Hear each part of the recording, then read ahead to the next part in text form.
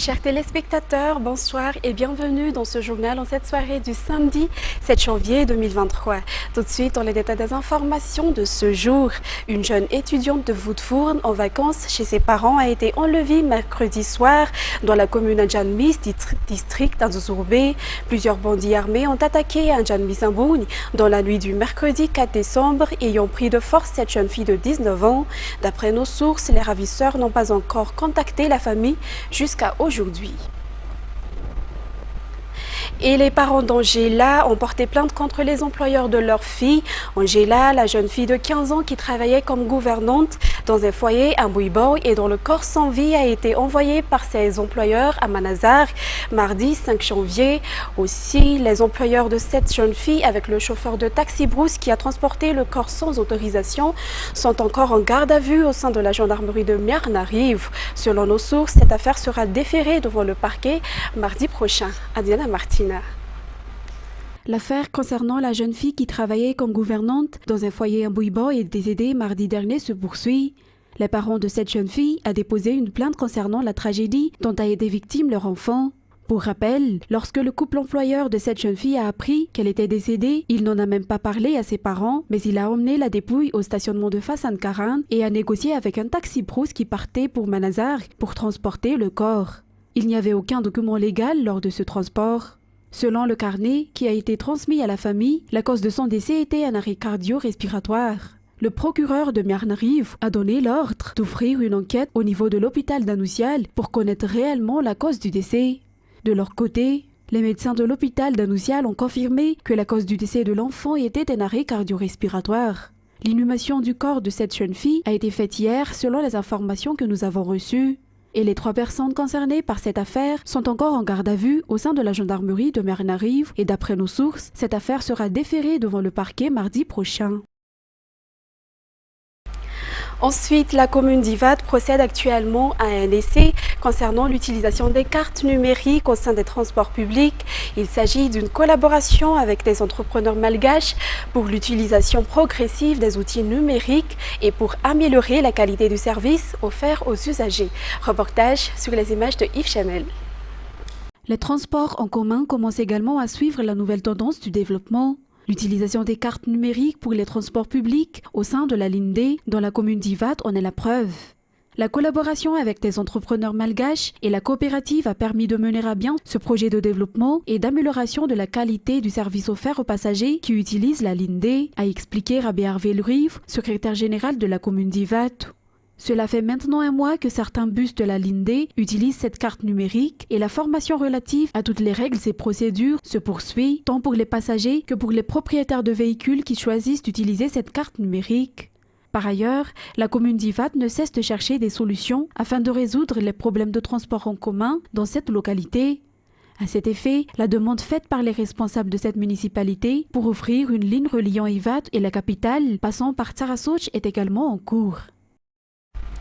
Continuons maintenant dans la partie sud de l'île. Touliar fait face actuellement à une migration urbaine massive. Pourtant, les immigrés n'ont pas de ressources suffisantes pour affronter la vie en ville selon le maire de Touliar 1 et selon la Constitution, ils sont libres de migrer où ils veulent. Aussi, l'ouverture de grandes industries qui sont déjà prêtes et capables de fournir des emplois à ces résidents est la seule solution qui devrait être mise en œuvre selon son avis. Reportage. Le nombre de petits commerçants qui envahissent les bords de route et de nombreux endroits à Touliar a connu une augmentation massive durant ces derniers temps et beaucoup d'entre eux sont illégaux. À cet égard, la gestion de la ville devient de plus en plus difficile. L'arrivée d'immigrants, fouillant la sécheresse et la faim, ajoute le nombre de chômeurs selon le maire Dédé Vitasidsan. Ce n'est pas de leur choix de migrer et on ne peut pas les empêcher de venir ici parce que c'est totalement leur droit. Ils fuient la sécheresse. Pourtant, ils souffrent du chômage une fois arrivés ici. Même si la sécheresse est ce qui a fait la réputation de la région du Sud, elle a ses atouts et ses potentiels pour se développer économiquement, a déclaré Jean Rapé Hadz, député du Touliar 1. Nombreuses sont les subventions et travaux effectués par le gouvernement pour aider Touliar. Cependant, la ville n'était pas préparée à accueillir autant d'immigrants. Ainsi, nous devons trouver des moyens et des solutions à long terme pour les aider, a déclaré le maire. Leur fournir des emplois qui garantissent des revenus permanents et sécurisés a été préconisé par les élus, qu'il s'agisse du maire ou du député. Il existe de grandes entreprises qui peuvent garantir des milliers d'emplois tout faits, mais les problèmes sociaux sont un autre obstacle. Ainsi, on doit trouver ensemble des solutions afin de résoudre ce problème, affirme le député Jean-Rabé Az. Par ailleurs, la communication doit être renforcée pour assurer le développement et afin que les habitants soient au fait des réalités, a souligné cet élu qui a pris comme exemple le projet PTASO qui est actuellement mis en œuvre à Touliard pour transformer les produits de l'agriculture et de l'élevage localement, un projet dont peu ignorent pourtant l'existence. Et la Banque mondiale a approuvé un crédit de 250 millions de dollars pour aider le gouvernement de Madagascar à accroître l'accès des ménages extrêmement pauvres aux services de filets sociaux de sécurité, à développer le système national de protection sociale et à promouvoir la résilience au choc. Au total, au moins 3 millions de personnes, soit 13% des ménages extrêmement pauvres bénéficieront du projet. Judikael Hadji Alirin. Ces dernières années, Madagascar a été confronté à une série implacable de chocs économiques, climatiques et sanitaires qui ont porté un sérieux coup à la croissance économique et à la réduction de la pauvreté. Les filets sociaux de sécurité ont toujours été en première ligne pour aider les personnes les plus vulnérables à faire face à ces chocs et à devenir les plus résilientes, a déclaré la représentante de la Banque mondiale à Madagascar. À cet égard, la Banque mondiale a approuvé le 21 décembre 2022 un crédit de 250 millions de dollars pour accroître l'accès des ménages extrêmement pauvres à la protection sociale et promouvoir la résilience au choc. Ce nouveau projet sera mis en œuvre sur une période d'environ 4 ans et ciblera les ménages extrêmement pauvres dans l'ensemble des 23 régions du pays. Et 3 millions de personnes, soit 13% des ménages extrêmement pauvres, bénéficieront du projet. L'autonomisation des femmes est un point central du projet et l'un des principaux objectifs des mesures d'accompagnement délivrées aux bénéficiaires. Pour combler les écarts entre les sexes en matière d'éducation, de santé et d'inclusion économique, le projet donnera la priorité aux femmes en tant que principales bénéficiaires des transferts monétaires, a souligné Julia Rachel Ravelsou, économiste principale chargée de la protection sociale. Le projet mettra en place des mesures pour encourager également la scolarisation des filles, l'accès aux services de santé et de reproduction et la participation des femmes à un ensemble de mesures d'accompagnement comprenant l'inclusion financière et économique, le leadership des femmes et leur participation à la prise de décision. Dans un tout autre sujet, chaque année, plus de 17 000 Malgaches apprennent et perfectionnent leur français au sein de ce centre à Ndavamambe. En plus de cela, selon le constat des responsables, le niveau de la langue française dans notre pays s'améliore. Ce centre a été le premier à être établi dans le monde en 1947 et il y en a plus de 834 centres actuellement répartis dans de nombreux pays. C'est Sylvain, c'est Tchadjianaub et Pras Denilson. 700 enfants chaque week-end et 7000 personnes par an sont accueillis par la bibliothèque de ce centre à Ndavamambe. Et chaque année, plus de 10 000 enfants, adolescents et adultes étudient ici pour améliorer leur français. Le responsable du centre a affirmé que ces chiffres sont la preuve que les Malgaches s'intéressent et aiment la langue française. Au cours des 2 dernières années, le nombre de personnes qui sont venues s'inscrire a considérablement augmenté, si bien que la centre a été dans l'obligation de louer des maisons aux alentours. Néanmoins, étant donné que ces maisons ne respectent pas les normes requises, le centre a construit un bâtiment supplémentaire qui a été inauguré aujourd'hui par le ministre de la Communication et de la Culture. Ce bâtiment a également été construit pour marquer la fin de la célébration du 75e anniversaire du centre, selon la responsable Monique Raharnoussi.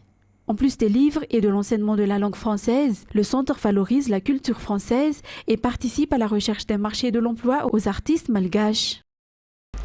Place maintenant aux actualités internationales. Après plusieurs jours de blocage, le représentant républicain de la Californie, Kevin McCarthy, est enfin parvenu dans la nuit de vendredi à samedi à être élu président de la Chambre américaine des représentants. Reportage sur les images de France 24. Il aura fallu attendre le 15e tour de vote. L'honorable Kevin McCarthy, de l'État de Floride, ayant reçu une majorité des voix, est élu Speaker de la Chambre des représentants. Kevin McCarthy, figure du Parti républicain, succède à la démocrate Nancy Pelosi et devient le 3e personnage le plus important de l'État américain. En tant que président de la Chambre, ma responsabilité ultime n'est pas envers mon parti, ma conférence ou même notre congrès. Ma responsabilité, notre responsabilité, est envers notre pays. Une victoire obtenue à l'arraché, après de longues heures d'âpres négociations.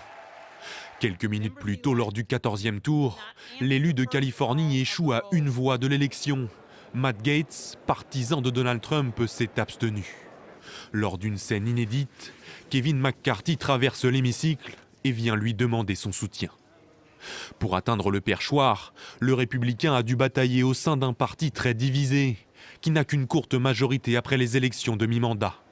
McCarthy a dû accorder de nombreuses concessions aux élus pro-Trump, comme l'abaissement du seuil permettant de renverser le président de la Chambre. Il arrive donc fragilisé à son nouveau poste. Kevin McCarthy s'est plié en 4 pour faire des concessions aux radicaux, dans le but de gagner le pouvoir. Il sera probablement le speaker le plus faible de l'histoire moderne des États-Unis. Il sera l'otage d'une vingtaine de républicains radicaux. Après des débats tendus, les élus de la Chambre des représentants mettent fin à 4 jours de blocage, une paralysie sans précédent depuis 160 ans aux États-Unis. Le chef de la junte malienne, le colonel Assimi Goïta, a accordé vendredi la grâce avec remise totale des peines aux 49 soldats ivoiriens arrêtés en juillet et condamnés ensuite par la justice malienne selon un décret présidentiel. Ces arrestations avaient provoqué une brouille diplomatique entre les deux pays. France 24. C'est la fin d'un feuilleton qui durait depuis 7 mois. Les soldats ivoiriens arrêtés en juillet par le Mali vont être libérés. C'est ce qu'a annoncé dans un communiqué, lu en direct à la télévision, le ministre malien de l'administration territoriale. Son Excellence le colonel Assimi Goïta, président de la transition, chef de l'État, a accordé sa grâce avec remise totale de peine aux 49 Ivoiriens condamnés par la justice malienne. 46 soldats ont été condamnés fin décembre à 20 ans de réclusion criminelle pour crimes d'attentat et de complot contre le gouvernement. 3 femmes libérées mi-septembre ont-elles été condamnées à mort par contumace. Bamako accusait ces soldats d'avoir voyagé sous de fausses identités, avec des armes et sans que les autorités n'aient été informées. Des accusations rejetées par la Côte d'Ivoire, qui affirme que ces militaires étaient en mission pour l'ONU. Cette grâce intervient une semaine après la visite officielle à Bamako d'une délégation ivoirienne. La mesure de grâce prise par le président de la transition vient ainsi conforter la dynamique créée suite à la signature à Bamako, le 22 décembre 2022, du mémorandum d'entente relatif à la promotion de la paix entre la République du Mali et la République de Côte d'Ivoire. La CEDEAO avait de son côté lancé un ultimatum à la junte malienne afin qu'elle libère avant le 1er janvier les militaires sous peine de sanctions. Un délai ignoré par Bamako. Le président en exercice de la communauté économique des États d'Afrique de l'Ouest s'était finalement montré conciliant, préférant laisser une chance à la médiation togolaise qui s'est rendue sur place ces derniers jours. Et pour terminer cette édition, les Ukrainiens jugent sévèrement le cessez-le-feu unilatéral de 36 heures annoncé par Moscou, alors que les duels d'artillerie se sont poursuivis vendredi à Bakhmout, le point chaud du front dans l'est de l'Ukraine. France 24. C'était une trêve unilatérale annoncée par Poutine et les Ukrainiens n'ont pas suivi parce que dès le début, ils n'y croyaient pas. Et hier, à travers tout le pays, les alertes au raid aérien, les sirènes ont grondé. On les a entendues ici à Kiev également. Il y a eu des frappes sur la ville de Kramatorsk dans le Donbass qui ont détruit près de 14 domiciles selon le maire. Et puis à Bakhmout, les combats ont continué comme avant la trêve. Donc il n'y a pas vraiment eu de changement sur le front. Et puis avec les sirènes, etc., vraiment rien n'a changé pour les Ukrainiens. Finalement, ça ressemblait à une journée comme une autre. Alors, il faut dire aussi que la tension continue ici, côté ukrainien, pour ces jours de Noël orthodoxe, même si beaucoup d'Ukrainiens ont cette année célébré le 25 décembre pour se distancier de l'église orthodoxe russe. Il y en a encore beaucoup qui vont se rendre à la messe, vont célébrer Noël. Et les autorités ukrainiennes sont inquiètes, notamment sur les territoires occupés par la Russie. Elles conseillent aux Ukrainiens de ne pas se rendre à la messe, d'éviter les lieux où il y a beaucoup de monde, car elles craignent des attaques justement peut-être sur les églises pendant la messe ou bien sur les endroits où les gens pourraient être réunis. Et même ici à Kiev, à la Lavra, où va se tenir une messe de Noël, eh bien, il y a un énorme dispositif de sécurité avec beaucoup de policiers. Les Ukrainiens restent sous tension, ne croient pas donc à ce cessez-le-feu qui est vu comme un outil de communication politique, et donc tout le monde reste sur le qui-vive. Mesdames et messieurs, c'est la fin de cette édition. Tout de suite après, vous allez suivre le film Poker Face. Quant à moi, je vous donne rendez-vous demain pour de nouvelles actualités. Au revoir.